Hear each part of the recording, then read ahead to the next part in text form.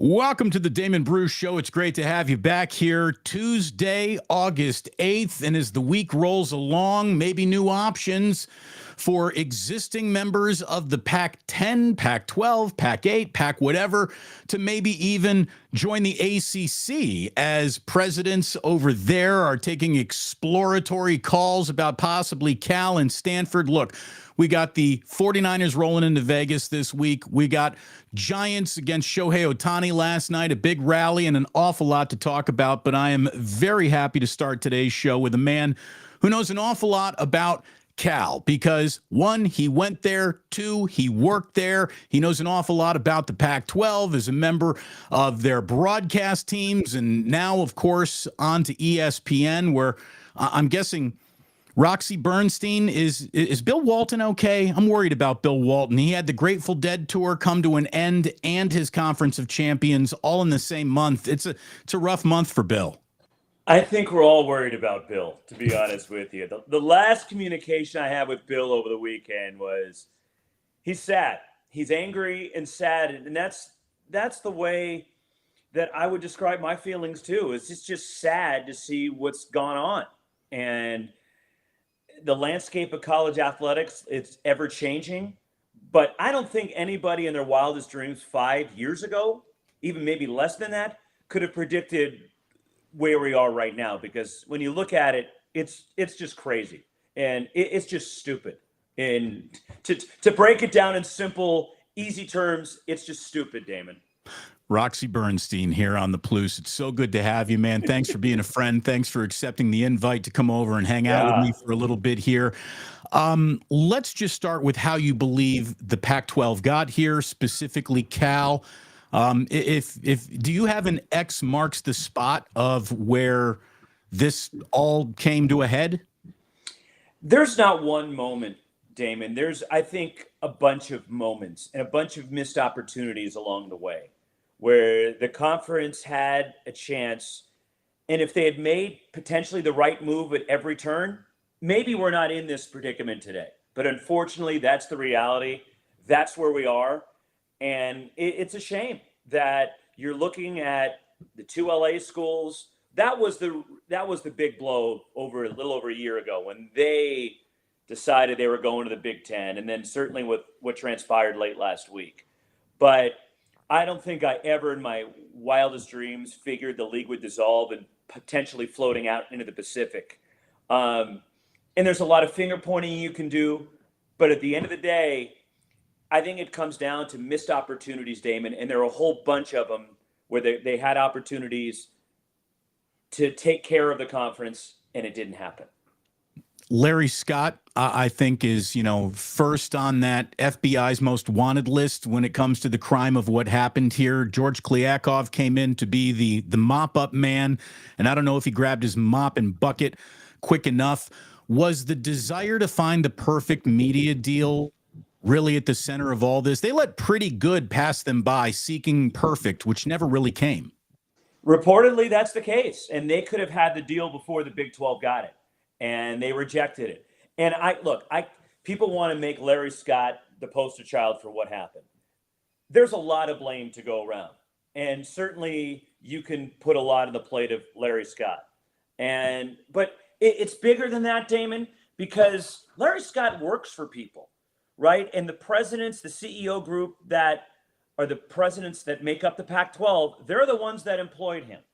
And they're also the ones that were in on these decisions. It wasn't Larry Scott unilaterally saying, I don't think we should expand. I don't think we should sell the Pac-12 network to ESPN. There were a lot of voices in the room. Larry Scott just happened to be, I think, the central figure for a lot of people because he was the commissioner of the league.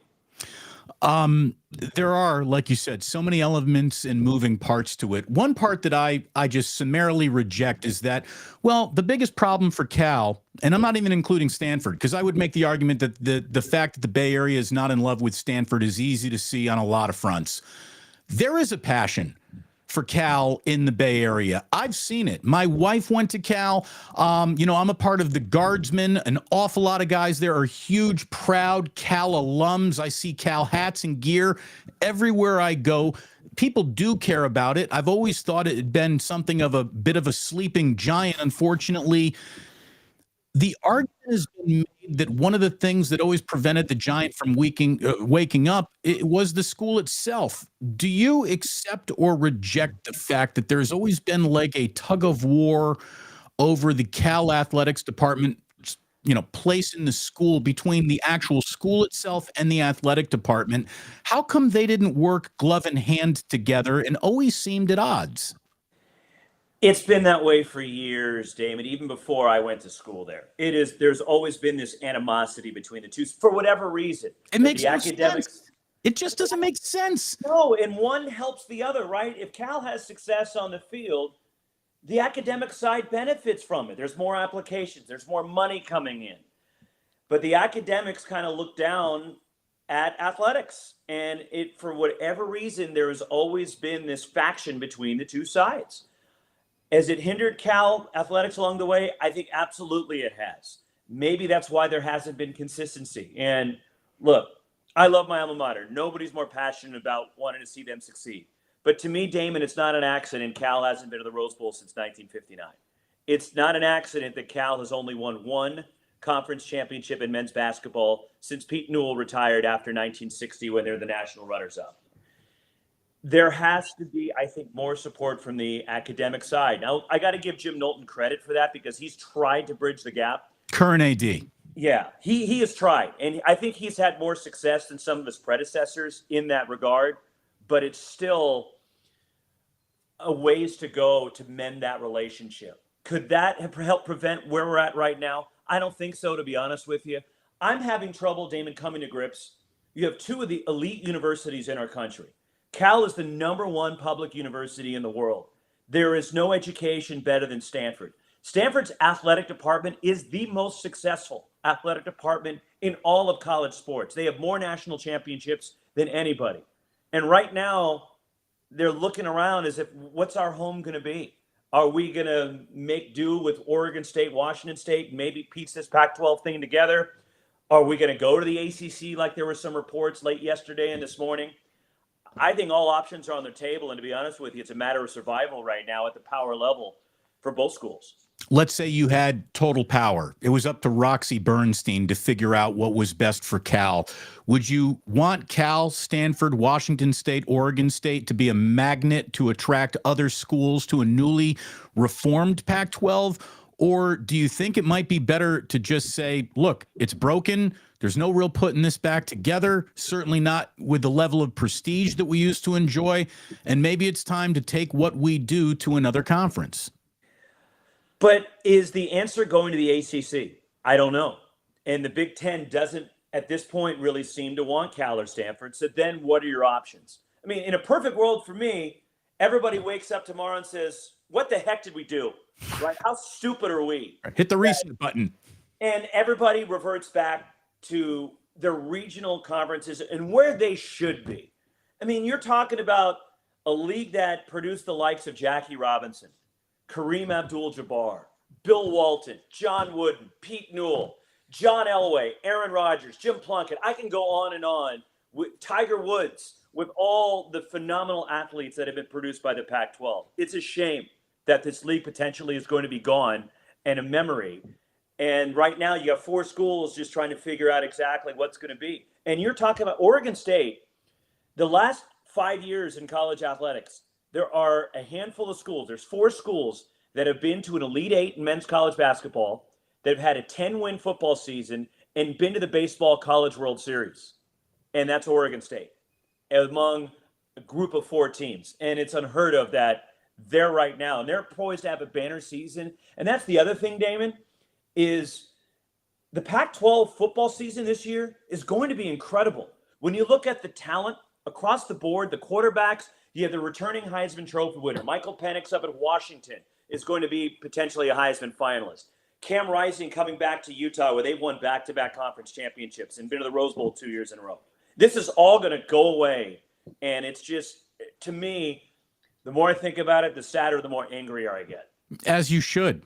As you should. It is It's gross. It's a little bit of the sign of the times. Sports always being a microcosm of society. It's like those who are wealthy enough to find a better neighborhood get to live fat and high on the hog, and those who are deemed less likely to help us all find success just get left to starve and die. And what I really can't believe, and I don't know how to even classify it, like I never. If you told me, all right, so the Pac-12 is going to implode, it's going to be ollie ollie oxen free for everyone, I would have never assumed that Cal and Stanford would be on the tier of abandonment, which Oregon State and Washington State find themselves on as well, both from much smaller, places in the world with less attention.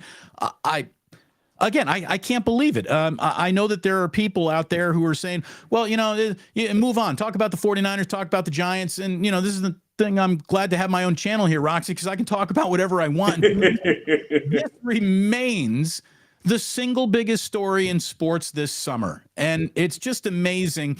The rivalry with Stanford, is it important for you to keep the preservation alive, or is this simply grab your own life jacket, Stanford be damned? For me, it's important because to me, tradition and rivalries are what make college athletics great. That's why we're here. Yes. Yeah. You could pencil in the third Saturday in November. Every year, you're going to have the big game on the farm or at Cal. And everybody comes together. What a great scene it was. Sold out Memorial Stadium last November and a terrific comeback by Cal in the fourth quarter to win the big game. That's what college athletics is about. It's the competition. And keep in mind, they're supposed to be student athletes. I never want to hear anybody use that term again because they're not, right? They're just athletes now. And when you look at... It's not even semi-pro. I mean, it's straight up professional athletics, what's going on here. And it's college football and sports. It's not college athletics because football is the only thing that mattered in this, and it's not conference realignment, Damon. It's conference consolidation is what it is. And with calculated hits on the Pac-12. And the thing that I keep trying to come to grips with and trying to understand, and I'd like to think I'm a relatively smart guy, and I know there's people smarter than I am, but when there's all this money all of a sudden, Fox is able to pony up for Oregon and Washington to go to the Big Ten now. And then there's extra money also for the Arizona schools, Utah, and Colorado to go to the Big 12, right? Where was this money before when potentially this conference could have stayed together? And that's the other thing that I keep coming back to. Why did it have to come to this? That the Pac-12 gets dissolved, 4 are going here, 4 are going there, and there's 4 left holding the bag. What do you think happens? Where does this end? Can you even fathom? Well, first off, it's not ending. And eventually, here's what I think will happen, Damon, that college football will break away from the NCAA. It'll be its own entity, kind of like we see in the NFL with an AFC and an NFC, and maybe the NFC is the Big Ten and the AFC is the SEC. Yeah. And it's going to be the haves and the have-nots, and the power teams are going to have their own championship, their own television deals. Fighting 40, whatever the two things are. 65 teams, whatever. Whatever it happens to be. But also what I hope is a fallout, because that is going to happen. It's trending in that direction, that every other sport, whether it's basketball, softball, volleyball, whatever it is, everybody reverts back to their regional areas and conferences they were in before. There's no reason that Cal and UCLA, Stanford, USC shouldn't be playing every year in every sport across the board. It makes zero sense. And what is never a concern, and this just shows you how hypocritical everyone involved is about the concept of student athletes. No one's talking about the volleyball team. No one's talking about the field hockey team. No one's talking about the track team, the swim team, any other thing other than football and basketball. And obviously they provide the lifeblood that everyone enjoys. But this is gutting so many things. I read a stream of consciousness on Twitter or X or whatever the hell it is right now about, I think it was UCLA softball players basically saying, I wanted to come play softball at UCLA for a couple of reasons. Number one, I wanted to go there. Number two, my parents could drive and see me, and we could all get in a car, and we could drive a few hours in any direction, and they could come to a road game. They cannot fly to Rutgers. They cannot fly into Piscataway as easily as it was to drive up the 5 to the Bay Area. I saw a regent from the University of Michigan tweet something out that, well, why don't we invite a school from London instead of Oregon? Because it's actually easier for us to get to London, England than it is to Eugene, Oregon. But unfortunately, that's where we're at now. And you're right. It's the softball. It's the volleyball. They're going to suffer because they're going to be traveling commercially. For the most part, men's and women's basketball, football, they charter. So they're in and out. And it's still going to take a toll physically and mentally on the basketball players. But what about the academics? What about all the missed class time? No. Eli Drinkowitz, the head coach of Missouri, I thought had a good rant the other day about it. Now, look, I make my living in college sports for the most part. Eli Drinkowitz makes a lot of money because he happens to be a head football coach of the SEC. Is it hypocritical? Maybe that they're commenting on this. But at the end of the day, it's common sense. And common sense tells you this is not good for the welfare of the kids that are going to college. You are phenomenal at what you do, Roxy, no matter what sport you broadcast. And it's really, look, I don't want to say it's easy to become great in any one sport, but it's hard to be good at all of them. And you are really good at all of them. Thank you. Let's say sports broadcasting fairy comes down and says, you can only pick one thing to do. What are you picking? Really? I got 2 kids. You ask me which one's my favorite? The one who's being nicer to me that day. I mean, people ask me all the time, what's your favorite? I'm like, what's paying me that day? Because honestly, Damon, I love the variety. I grew up a basketball player, but I always loved baseball, always loved football. I've loved hockey.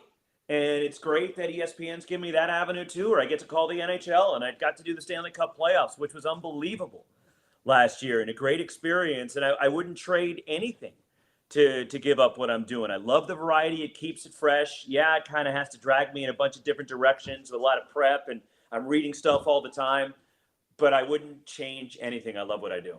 Well, I tell you what, you're so good at what you do. Thank you for joining us a little bit today. I'm serious. My heart's breaking for you, man. My heart's breaking Appreciate it. For and your wife who loves college sports. So hopefully people wise up and figure it out. And hopefully we get back to the way college athletics should be. Roxy, thank you so much.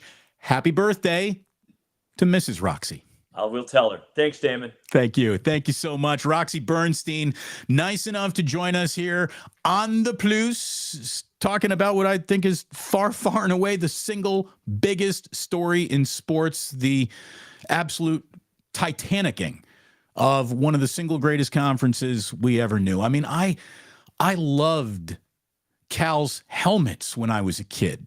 That gorgeous script Cal on the helmets was just absolutely something I would dream about, is like, California dreaming. That to me was a major daydreaming point about how cool the Pac-12 was. And you can't find a better campus in America. You can't find a more beautiful stadium in America than Cal's. Haas Pavilion, where the basketball team plays. It's phenomenal. Why they couldn't figure out their own internal war that's always happened on campus, that Roxy even admits, yeah, that's true. There's been the butting of heads. It's really difficult to see. And I wonder if you could go back in time and tell them, okay, so you either got to get your act together and all on the same page here, or this could come back and bite you in a way that you would never expect if they wouldn't have found an ability to cooperate a little bit more. It's again, if this were happening to Indiana, and God, I was talking to a buddy of mine, went to IU, this could happen in Indiana. What if they said, Indiana football, you're so bad, you are provably the worst major college football program in the United States, that we're going to throw you out of the Big Ten. Now, luckily, the basketball program is big enough to where it makes money like a football program. Indiana has the 13th most profitable athletic department in the United States, and that's basically devoid of any semblance of football success. But if this were happening to my alma mater, I would be sick to my stomach. You could see how much it pains Roxy. My wife went to Cal. She was on Rallycom the same year that Kate Scott became the first female mic man in the history of Cal athletics. So my wife and Kate Scott go back to college days. My wife loves Cal. My wife's family has got crazy ties to Cal, generational ties. And for this to all be happening, it's heartbreaking. It really, really is. Thanks again to Roxy for hanging out here a little bit. Really appreciate his time. I told him, I was like, can you swing on by? He's like, well, it's my wife's birthday. I'm a little busy. I'm like, well, we'll just 10, 15 minutes. And he was nice enough to give us 20. So look, we got a few things to get into. Let me just let you know that thanks so much to my sponsors. Without them, we could not be doing this. Thank you very much, Ike, who was nice enough to join me and so many of you at Plus Mania 1 at Victory Hall. By the way, the video is up. Please check out the video. If you were there, I promise you, you made the video of the fun that we had. It's a great video. It's like it's directed by Martin Scorsese. So thanks so much to everyone who came out and supported. Had Ike's there, had my buddy Charles there from Blackened Whiskey. We were pouring some Blackened Whiskey, and that was fantastic. And unfortunately, my good friends at Uncle Boys weren't able to make it. They had a family vacation planned for the same weekend. So next time, Uncle Boys has already said, next time we're going to be there with burgers, lumpia, and onion rings for all. And again, we'll get the logo up for Blackened as well. And you know what? Look at this, just sitting right here. Boom. Thanks so much to our sponsors. Now, I want to get some reaction. I'm not just going to save it for Club Plus because I know that people want to talk about what's going on. And we'll start with Erwin, who's totally right. Like, academics and sports can coexist. Not only can they coexist, they'll quickly find out that one hand can really help wash the other. It's not a matter of, well, if you eat this slice of pie, there's less pizza for the rest of it. There's no amount of attention over here which doesn't breed more attention over there. And you can absolutely prove that there's no amount of academic excellence that can really help the actual teams. But boy, the teams can bring so many more people to the table in terms of admissions, in terms of who you want to, people interested in going to school. Yes or no? It's a huge vehicle for attention that, I remember when I was a student at Indiana, Bob Knight was giving a conference. He would do an annual address to the students, and he would take Q&A. And,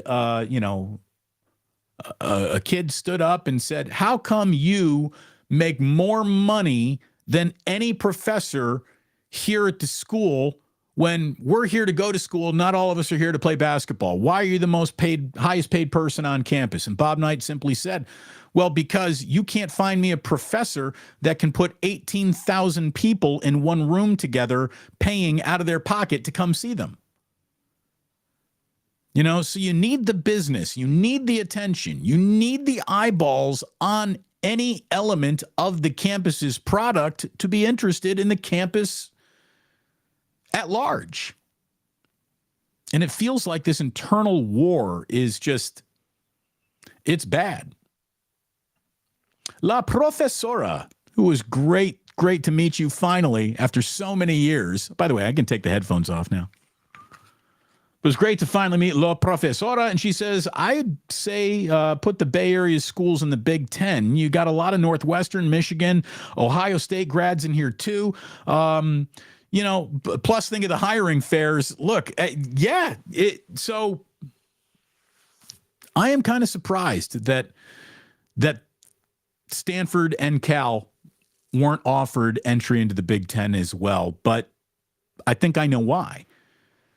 Stanford is still, I think, maybe a possibility because of the academic prowess and the overall athletic department. The problem for Cal is the debt that they carry.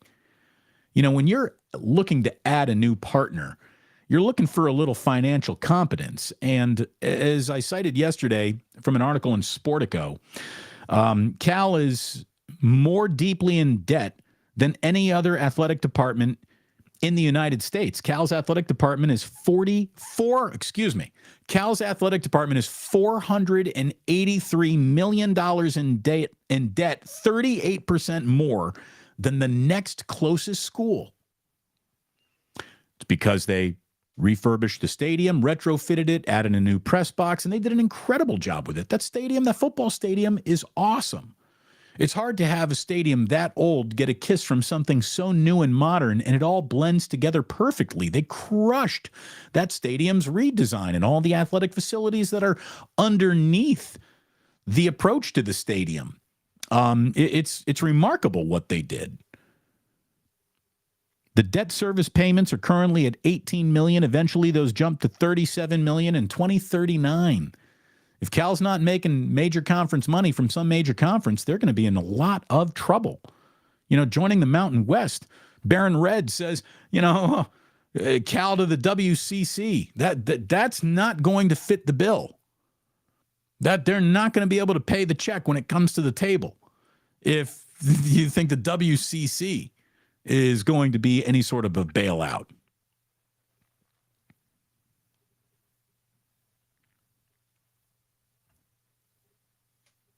True Blue Forever says, joining an East Coast conference is almost as dumb as the idea of selling your media rights to Apple.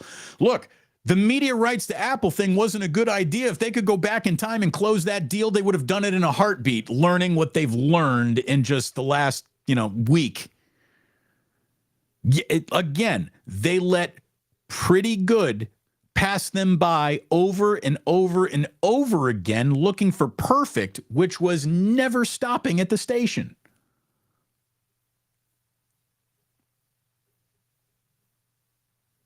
It's brutal, man. It's funny. This is something that actually I was talking about with Jillian just last night. Albert says, what if Stanford and Cal just dropped sports altogether or went to the Ivy League? Well, dropping sports altogether would be a massive blemish on both institutions, and it would be horrific if that's what happened. Joining the Ivy League? Look, that'd be a major step down in athletic competition, but in terms of academics, and this is where Stanford is like, hey, put Notre Dame on the schedule every single year. We want to play with the big boys, and there is no school.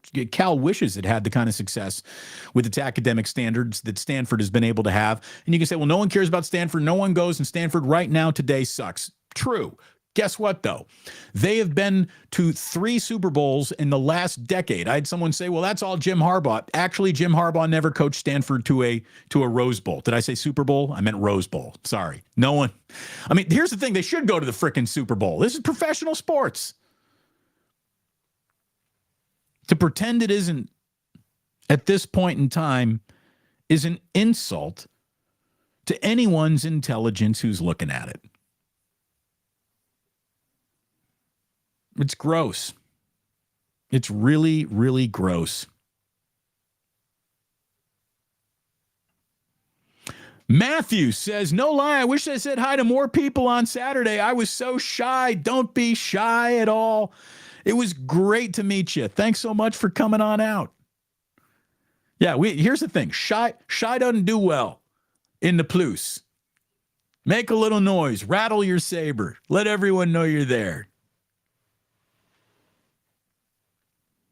Hugh Josky Bear says, as a Cal fan and as an A's fan, this year has been brutal. Oh, man. I'm sorry, brother. I am so sorry. It has been brutal. The people who are most responsible for putting you on the launching pad to have success have so thoroughly let you down in both directions. As an owner, and as the chancellors and powers that be in Berkeley, there's a lot of people that let you down. And look, I have been very much on the train of blame Larry Scott, and I do think Larry Scott deserves more blame than anyone else. But Roxy is also right. He's not 12 chancellors twiddling their thumbs waiting for perfect and letting pretty good pass it by. He brings them a situation to vote on. They keep voting no.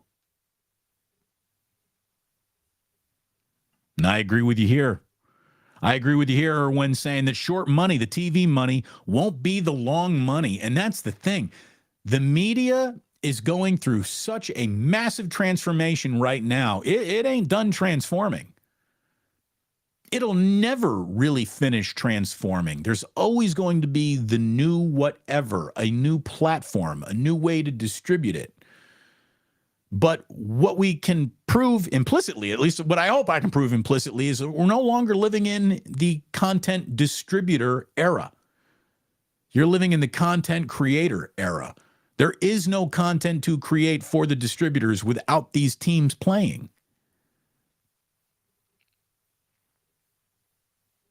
Whole thing's gross.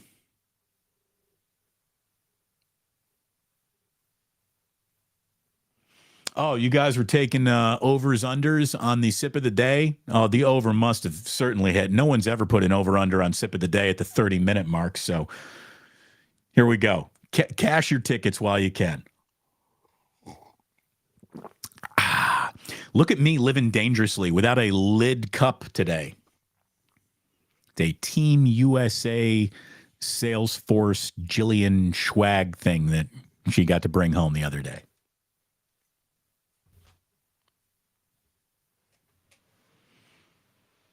Whole thing stinks, man. Whole thing really stinks. Des for Prez says, look, man, the greatest college football highlight of all time, the band on the field game between Cal and Stanford. Shame that they're going to be thrown into the second-hand bin. Look, they're going to get thrown into it. They did a little to put themselves in it all them at the same time and call it arrogance or ignorance. And it's hard to accuse two of the smartest campuses in the world of ignorance, but I think that there's some attached to it. Arrogance, thinking this can't happen to us. This couldn't possibly break a way that won't benefit us. It's gross. Oski Bear again saying Cal needs Stanford more than Ferd needs Cal. Look, Stanford might not need anyone. They got a $68 billion endowment. I don't know what it is at Cal. Well, I'll tell you what Cal needs. Cal needs one major benefactor. Who is the richest person who ever went to Cal? Who's the multi-billionaire who can honestly just get that athletic department right back into the black with one check? Find that guy. Who's your Mark Cuban? Find that guy or gal and have them cut the check to make things get better.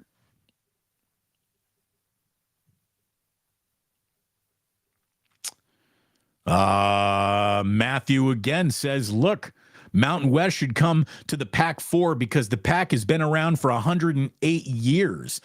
But the truth is, can you even pretend you're the Pac whatever, given the exodus that you've seen? I mean, you almost need a total redo and rebranding. Pacific whatever. I don't even know. Maybe you go to West Coast or left coast. I don't know. I don't know. It's going to take someone smarter than me to rebrand that entire thing, but I don't think they can go back to the Pac. Like, let's not pretend everything's normal and nothing happened. That's almost an insult, I would think. You got to restart the whole thing.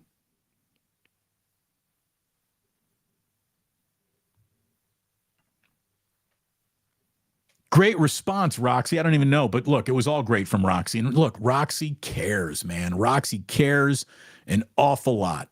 He's been there as a student. He's been there as an employee. He's been there as a media member that looks out and covers it, and he understands it from all angles, as a broadcaster, as a media member, as an alumni, and that's why I thought he was the perfect guy to have on today. Stevie P says, hey, when's Radnich coming on? I'm guessing not soon. I'm guessing not soon. So Matthew again says, hey, if Gary comes on, I'll shit my pants. Well, that would be both of us. Olympic sports, they're in an awful lot of trouble, man. Shout out mamas and the papas. Yeah, that was to me like Cal's uniforms might have been like, doo-doo-doo, ah, doo-doo-doo, ah. What's your name? Who's your daddy? Like, I saw Script Cal in a helmet, and I was just straight up like transported to the West Coast as a little kid. Love those helmets.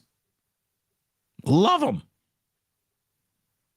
I didn't think I'd be singing Mamas and Papas today, but here we are. It's a weird time. It's a weird time indeed. T from the 203, Damon, great job with Roxy. Look, Roxy did the great job. I was just lucky enough to get him on.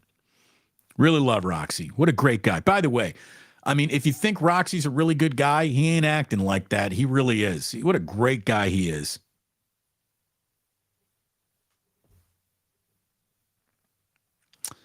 All right. We will return. We shall return to the chat line here in just a little bit. A couple of other things to go over.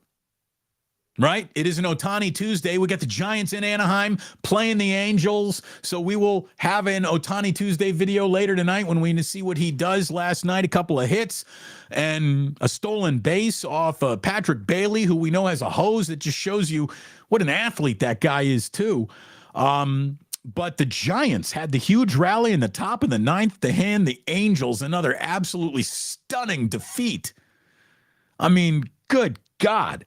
It's been rough going for the Angels since the trade deadline, and we'll get to that in a second. But I got a question to ask here, and I am sure that with the degrees he has hanging on his wall, Farhan could go into a court of law and actually prove that he is smarter than me.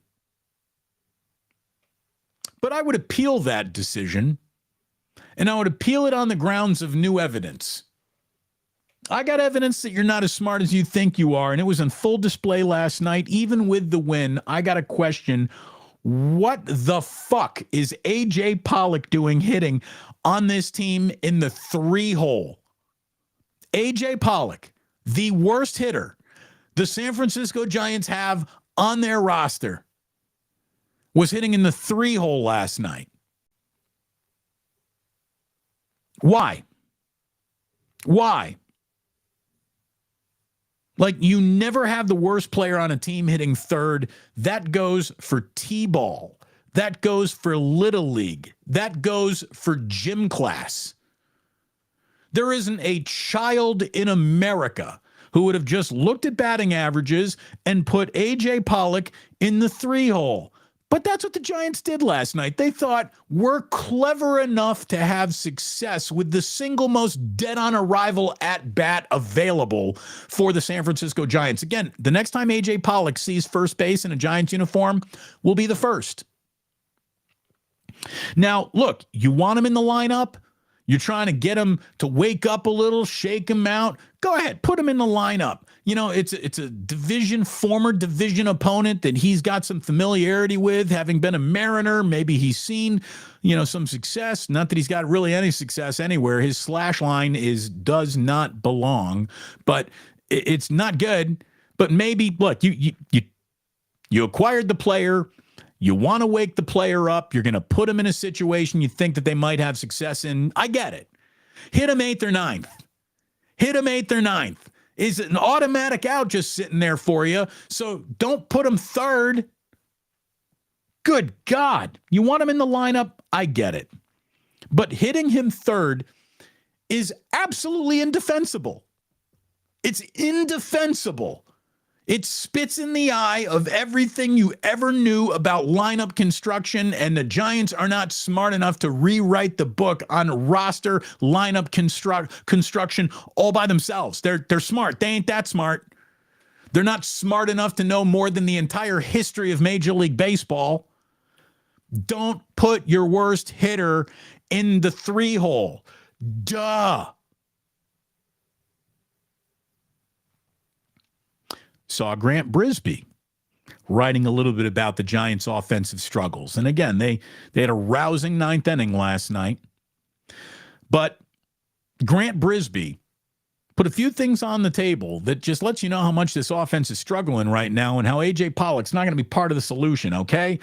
The runners in scoring position since the All-Star break, the Giants are 24th out of 38 teams. They're hitting .210 with runners in scoring position. Now, that goes up and down, right?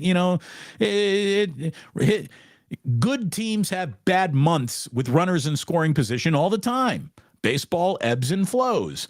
So what you're looking for is some steady consistency from your hitters, and you're looking for just balls hit hard in play. Well, exit velocity with runners in scoring position since the All-Star break for the Giants is 30th out of 30 teams. That ball is coming off the bat at 84.2 miles per hour, which, again, exit velocity isn't the end-all be-all of was that at bat a success. But you got to do better than dead last in baseball, and the Giants had a couple dying quails benefit them last night. A dying quail can get you on base, can get a runner in from third, but you can't be dead last all the time. It's why, writes Grant, it's why the Giants can have one of the best ground ball to fly ball ratios in baseball, 8th out of 30, without one of the highest home run rates in baseball. They're 17th out of 30. They don't hit the ball hard enough. And the one thing that is just like a bare minimum for any entry into we're really going to take you seriously as a major league lineup is you punish mistakes. You have to. There is no option for successful teams to not punish pitching mistakes. And there is no greater pitching mistake than serving one right down the middle of the plate. That is the worst mistake you can make as a pitcher. The worst hitter in baseball should be able to tee off on balls thrown right down Main Street. Good teams punish mistakes. Bad teams punish mistakes. The Giants aren't a bad team, but they're terrible at punishing mistakes. And this is where the frustration comes from. Look, if you're a bad team, I'd get it. The Giants aren't a bad team. They got the third best record in the National League, I believe. Grant writes, average exit velocity on pitches in the middle of the strike zone in the second half is 27th out of 30. The batting average on pitches in the middle of the strike zone in the second half, 30th out of 30. Slugging percentage on pitches in the middle half of the strike zone in the second half, 30th out of 30. They're dead last in hitting the ball hard, even when mistakes are made. That ain't good. That ain't good. I tell you, it is fun watching Shohei Ohtani, though, isn't it? God, you can't take your eyes off him. Can't take your eyes off him when he is at the plate. It's as a lean forward moment as a Barry Bonds at bat in my life. It really is. I mean, I just can't get enough of the guy. Major League Baseball desperately needs to get Ohtani out of Anaheim. Like, if you ask me, what's the single most important thing baseball does next year? Don't tweak any more rules. The little tweaking and adjusting of the rules is fine. To me, games are moving so quickly now that if you wanted to get rid of that extra runner and extra innings, that the ghost runner on second, I'd be cool with that. When you got games coming in around 2.5 hours on the reg, you can stick around a little longer in a ballpark for an extra inning game without it becoming an offensive amount of time committed to this baseball game. So, again, that's one thing I would do, but that's not nearly as important to baseball's success next year as just getting Shohei Ohtani out of Anaheim. Like, Anaheim, you can have Mike Trout. You can have Mike Trout, who is a full-on candidate for the greatest living, most boring super athlete of my lifetime. Mike Trout, as great as he is, and he's not good. He's great. He's the single most boring athlete ever, right? Now, he's paid to entertain with the bat, but unfortunately, he's an Anaheim Angel, so that doesn't happen very often. Ohtani's got a level of global interest that no other baseball player can even pretend to say that they have. Anaheim is completely beneath him as a market and as a franchise. And you just see, it might be noble that they didn't want to give up on Shohei Ohtani. There is some nobility attached to that. Like, I wouldn't want to trade my best player ever, but if you knew there was no chance he was really coming back, and there is no chance he's coming back now, you got to do that. You got to sometimes better yourself by acknowledging the worst could be what defines you. And look, right now, the Angels went big at the deadline, and instead of cashing in on Ohtani, they traded away prospects that they're desperately going to wish that they still had in their system more than these players that they traded for, because Tom Lee of The Defector spelled it all out. The day after trading for Giolito and Lopez, the Angels were rewarded for their bravery. In a doubleheader against the Tigers, Ohtani spent a day playing baseball better than anyone's ever played it on the planet. He pitched a complete game shutout in the first game, a one-hitter, and the Angels won 6-0. And then in the second game, he had 2 home runs. So he had a great afternoon, and that was after the trade deadline, and everyone's like, oh, yeah, that inspired Ohtani. He wants to be an Angel. He likes the reinforcements. Well, since that moment, they're 2-9 and are riding a 7-game losing streak. Angels beat writer Sam Blum pointed out after Monday's 9th-inning collapse to the Giants that Fangraphs gave the Angels a 19.5% chance to make the playoffs at the trade deadline, and their playoff odds have now dropped to 1.4%. They've lost 7 in a row. They're 8 games out of the wild card and 11.5 games out of the division. Wah, wah. The Anaheim Angels have had 2 of the game's top 5 players for years now, and they can't get out of their own way. I mean, it's franchise malpractice, the first degree. It truly is. So you want Trout? Go ahead, keep him. It's boring. No one cares. Shohei Ohtani, I'd love to see him in a Giants uniform, but he's got to go somewhere. He's got to go somewhere where he's on the map and on TV and readily and easily accessible to everyone. And Anaheim ain't it. And he's got to go somewhere where he's going to be in the postseason. Couple of other things. Patrick Bailey. Oh, my God. Total stud, man. Total stud. He is the one true rookie success story. And there have been a couple of successful rookie stories, but we've also seen guys get sent right back. And, you know, it looks like Casey Schmidt reached the end of his rainbow kind of quickly. And this team has been banged up and injured, and it stinks. But Patrick Bailey, man, like, that guy's a keeper. Everyone else is still auditioning, which is why I might have traded a name or two that you deemed as untradeable. Look, there's nothing that means this top prospect is going to do anything. Like, there's nothing throughout baseball history that says top prospects 1, 2, 3, 4 of every system are guaranteed to go on to what? Nothing. I will trade you maybes for surefire major leaguers, especially if I'm a team that has trouble signing surefire major leaguers or in free agency. And by the way, the San Francisco Giants better sign Shohei Ohtani, because next year's free agent class sucks. Did you see that Anaheim flashed the home team hit a home run stadium lights when J.D. Davis hit a home run last night? J.D. Davis does not play for Anaheim. So that's how on the money they are. Game night operations down in Anaheim. The person was just like, oh, home run, make the lights flash. Oh, no, wait a minute. That wasn't a home run for our team. Probably shouldn't have pushed that. I want to talk about the Cruz patch. I don't like the Cruz patch. To me, baseball uniforms are sacred. I don't like the Nike swoosh. I don't mind a Nike swoosh on a basketball jersey or on a football jersey, but for some reason, I don't like the Nike swoosh on a baseball jersey. That should be I just want clean jerseys, clean. That patch better be the reason why you got enough money to sign Shohei Ohtani this offseason. That patch better represent a $700 million opening offer to Shohei Ohtani being willing to go to $1 billion for the rest of his career.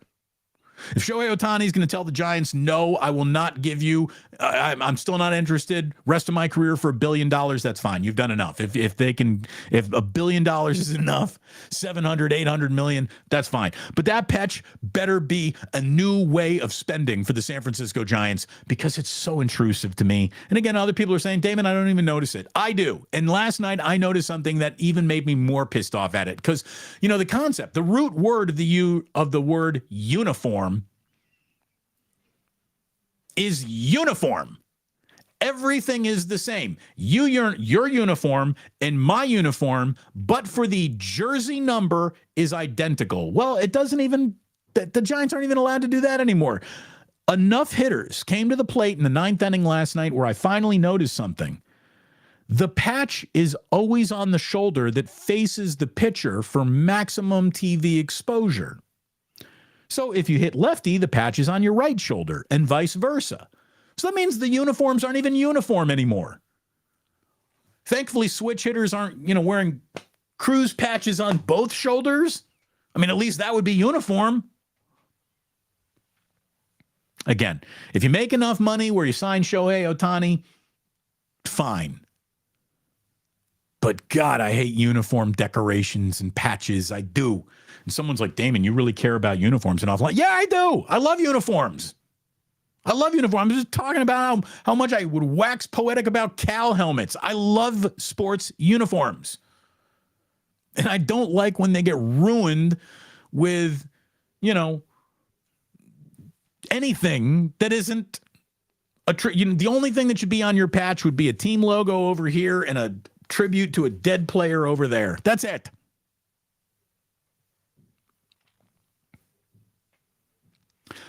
One more thing to pass along before we hop into Club Plus officially.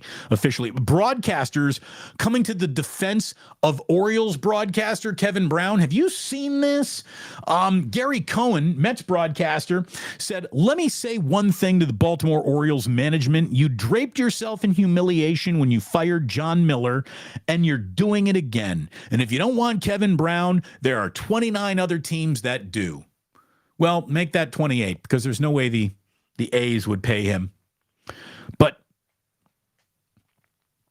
the rest of the baseball world is now absolutely throwing slings and arrows at Peter Angelos, who is the guy who made the decision to suspend his broadcaster indefinitely.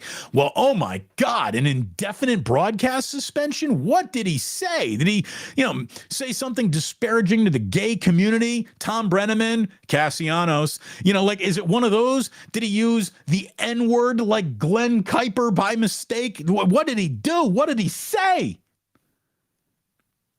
Nothing.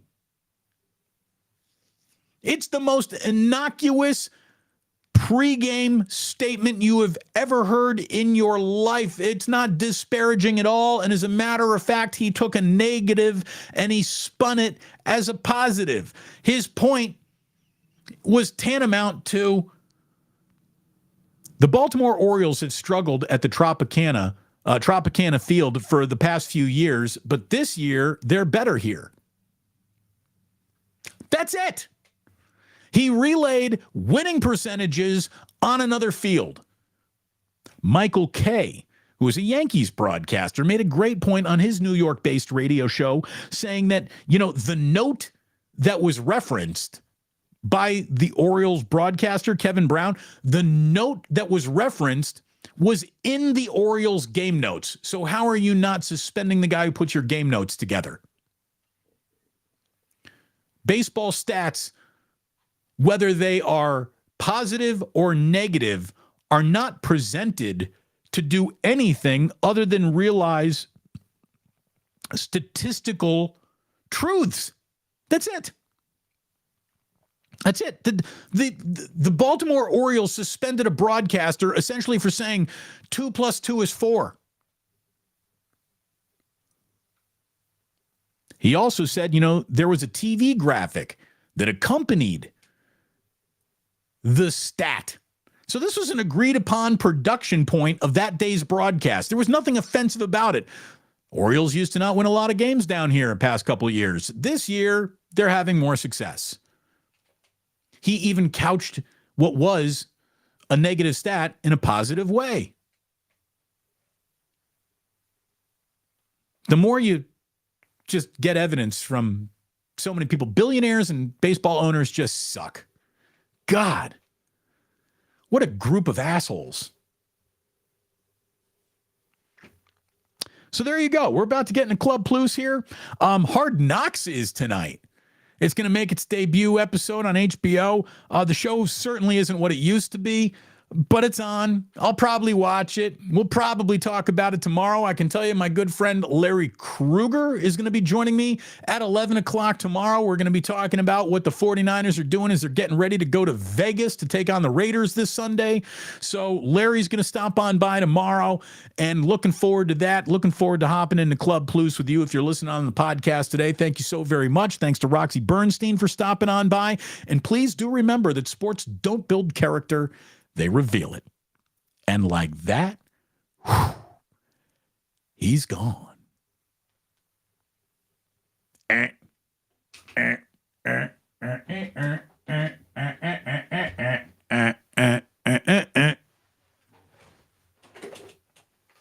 Woo! By the way, I notice how me bringing this, I don't need to turn the other light off. I think we stay best lit because when I bring this into the picture, it actually dims other elements. So I think I figured out the lights. It took about 88 shows, but I think I got it figured out. Again, I'm not Cal or Stanford smart, but I am Indiana observant. Fish and Chips writes, Damon, greed is all you need to know about college authorities and sports today. Look, it's all you need to know about the whole damn world. Like, greed is the only thing that is motivating. Greed and the just devil-may-care acquisition of power. Gross. Stevie P says, Damon couldn't make it to the Plus Mania 1. Next one in Vegas? I'd love to put one in Vegas. But we'll work on that. We'll grow a little bit bigger before we're asking people to get on airplanes. You know what I'm going to do? I'm going to keep, instead of going all the way to the bottom and growing, I'm going to keep on going down here today. We're going to do it a little bit different. Sporticus says, academic and sports can make each other better or worse. Cal took the latter path, which makes you question their academics. Well, I don't think you can question their academics, but the people making the decisions are fighting the single most unnecessary war there is to fight. And if your whole point is we're the greatest public institution, the public education you can get, shouldn't that be well-rounded? And again, what you think is really important might not be what the next person thinks is really important. And just because, I don't like football as a professor doesn't mean football can't help you as a professor, because you can put more kids in your classroom.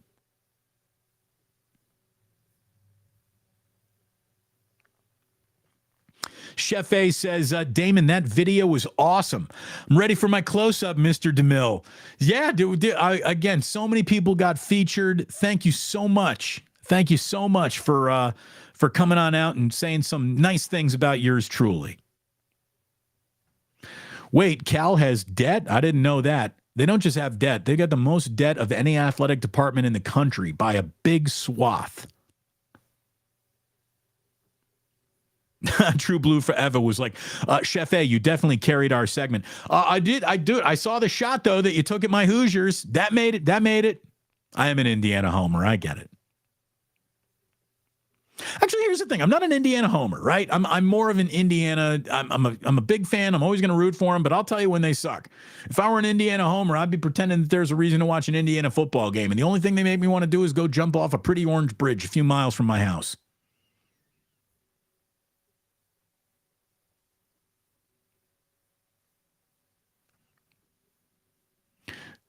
Damon, it's 2023, writes Smiley Dan. How did the Pac-12 go down without even trying to GoFundMe or an OnlyFans account? I don't know. I don't know. Like, you got LSU gymnasts, like sexy LSU female gymnasts who have more of a following on social media than Cal or Stanford's entire athletic department does.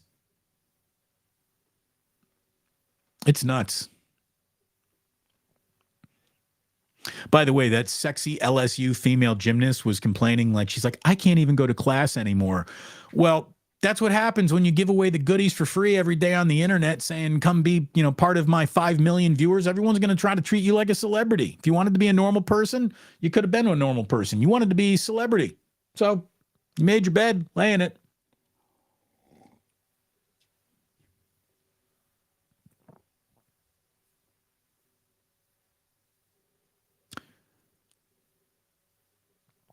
What do we got? Yeah, can we talk about the Orioles? We did. What an embarrassment. Damon, Cal swimming program is the best in the nation. Each sport should have a chance to go to whatever conference it wants. Actually, Indiana has one of the greatest swimming teams in the entire nation. Thank you very much. But Cal and Indiana in the pool, get them together. That's the thing. I guess we live in such a fragmented world that maybe you should have your football team, and this is what Notre Dame tried to do. Notre Dame tried to have it both ways, right? They're a football and basketball member of the ACC, but everything else remains independent, and they kind of remain independent. They're a part-time ACC member. It's nuts. But maybe that's what they need to do. What really needs to happen is football just needs to, and this is what Roxy said, football needs to maybe just break away from the rest of the athletic department. But the problem is then the rest of the athletic department's got nothing to pay for the sports that only the people playing them give a crap about. So again, it's all tied together, isn't it? It's all tied together. And yet it's all come apart. Oh, Jillian, you stole my mug. I did. Sorry, honey. I did. I stole your mug.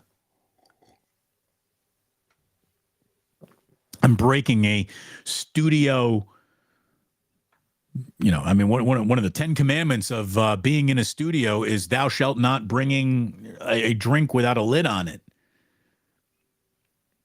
I definitely shouldn't be breaking that in a studio where we own everything.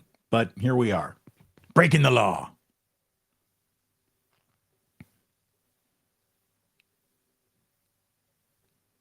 Yeah. Is my wife right here crying Cal tears, brokenhearted by my Bears. Yeah, did Larry Ellison go to Cal? I don't know if Larry Ellison went to Cal. I don't know if he's a Cal or Stanford. I don't know. Haas family again, but Haas family's already given at the damn, given at the office. The Haas family has spent hundreds of millions of dollars already. Someone else, the next richest person, should step on up.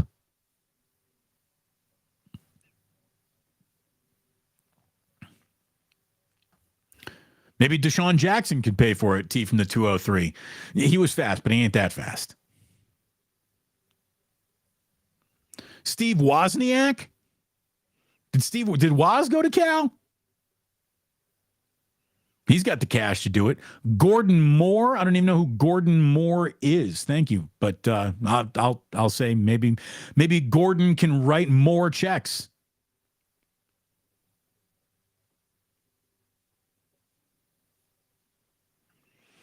Yeah, Jillian, CTO, CEO, and HR. I'm just a talent. And I really mean it. That video, please check it out if you haven't already seen it. I've shared it a few times. I'll share it a few more times. But my wife is speaking for me as well here, saying, still feeling major love after all of you came out on Saturday. Thank you so much. Yeah, thank you so very, very much. It was awesome. Eric Johnson, you got a great head of hair. Gary Radnich. Yeah, I mean, at least Gary would give me that.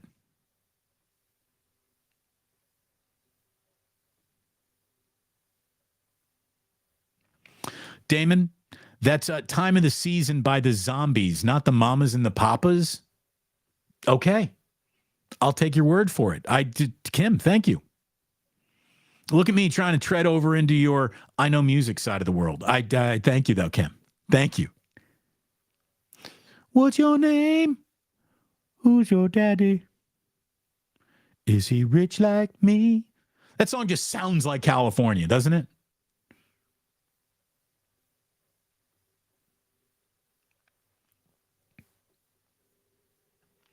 The average SEC fan couldn't even tell you that Cal was in Berkeley. Well, the average SEC fan is, 2 generations away from being inbred, so there's a lot they can't tell you. Sporticus. Gary doesn't even tweet anymore. He's officially retired. Let me tell you, Gary never tweeted once. That was his wife all the time.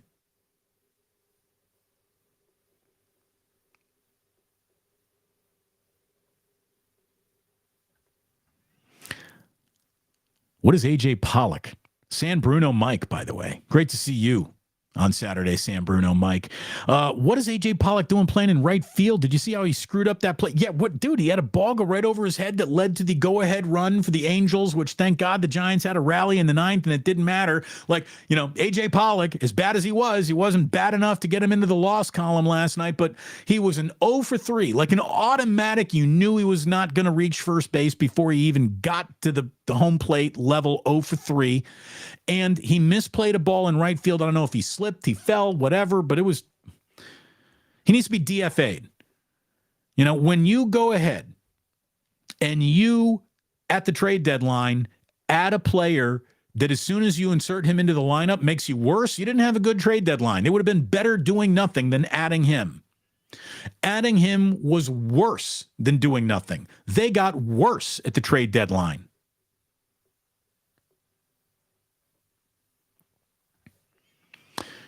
AJ Pollock in 2023 for the Giants is like having Ryan Klesko in 2007. You're about 3 years too late. Look, AJ Pollock had 2 good years in his entire career.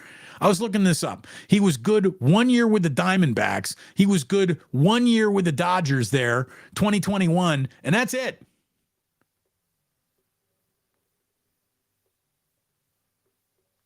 You know, the whole guy, well, his defense is going to make the team better. Well, not last night, it didn't. Look at this. I love English humor. How about AJ Bollocks? Thank you. Bollocks is British for balls. I think. Pretty sure.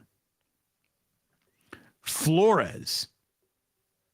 Still in fuego. Yes, he is. Again, how do you have AJ Pollock hitting ahead of Wilmer Flores in your lineup? Like, I know you're smart, Farhan. Explain that to me in a way. Pretend I'm 5 years old. Explain that to me. Pretend I've never watched a baseball game and you need to tell me how the sport works. Why? How? Stop trying to make fetch happen. Yeah, seriously. Thank you, Mike.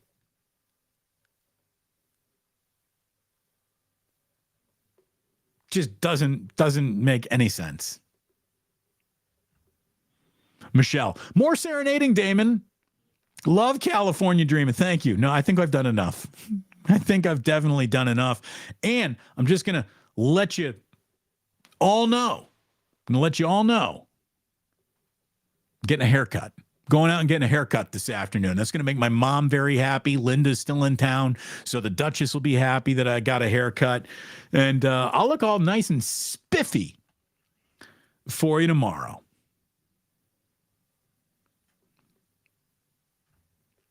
Baron, I'm not a smart man, but I know you don't trade for a sub 200 hitter. Thank you. Thank you very much. Yeah, again, I've never been a general manager in real life, but adding the worst hitter on my team to a team that's trying to get better at the plate, not the way I would have approached it. And if you're telling me all he's doing is biding time till Yastrzemski gets healthy and then you're going to DFA him, leave up one of the kids. If you're cool with a player taking 0 for 3s, 0 for 4s, at least have it with someone that you're investing part of your future in. AJ Pollock is not part of this team's future. He ain't even part of the team's present, and he should be DFA'd this afternoon. He's terrible. And that's it. That's it. I thank you so very much. Again, thanks to Roxy for hanging out with us today. It was great hanging out with you once again. Thanks for all your support. Make sure you watch Plus Mania 1 video if you haven't seen it already. It was awesome. It's awesome. It's a great video. It's more than I could have ever hoped for. My man Just One Joey, Media. He went ahead and did that with his production company because he's a listener. Just reached out and said, Damon, I want to help. Thank you all of us for helping me, my family, the Plus, the new career. Hit that subscribe button. Like I've stalled out on a few, like I've seen the same number of subscribers 2-3 days in a row here. Hit that subscribe button. God, I hate saying that out loud, but I guess I have to do it these days. I also got to let you know that you don't have to go home, but you can't stay here.